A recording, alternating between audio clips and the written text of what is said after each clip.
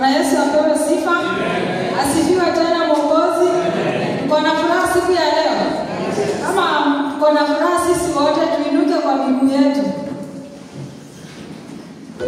Leo tunaenda kumshukuru Mungu na njia tofauti.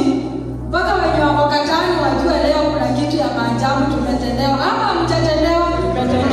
Hata mimi niko na furaha kwa maana tumeambiwa siku ya leo kilichoibiwa, kilichofungwa kinaenda kufunguliwa. Shukuru Mungu, mwambie ni asante. Sasa tutafanya hivi.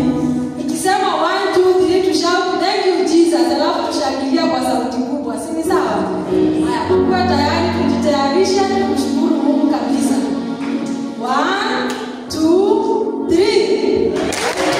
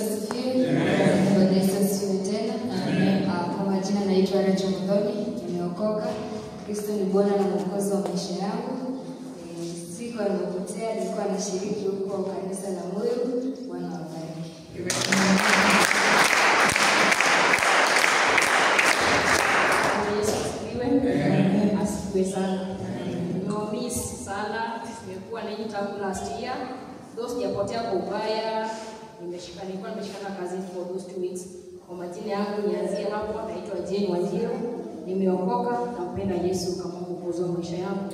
Nilikuwa nimeinua mkono nishuhudie, nafasi ikakuwa chache, basi nachukua fursa hii nishuhudie haya. Bwana Yesu asifiwe.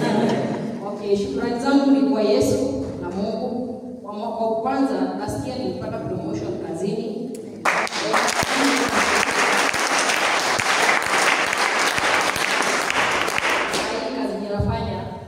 Sometimes maybe one Sunday in a month tutakuwa na kuhudhuria, lazima nikuwe pale nisimamie wenye nasimamia. So mkinikosa kama sina sababu nyingine, sababu itakuwa ni hiyo. Mungu awabariki.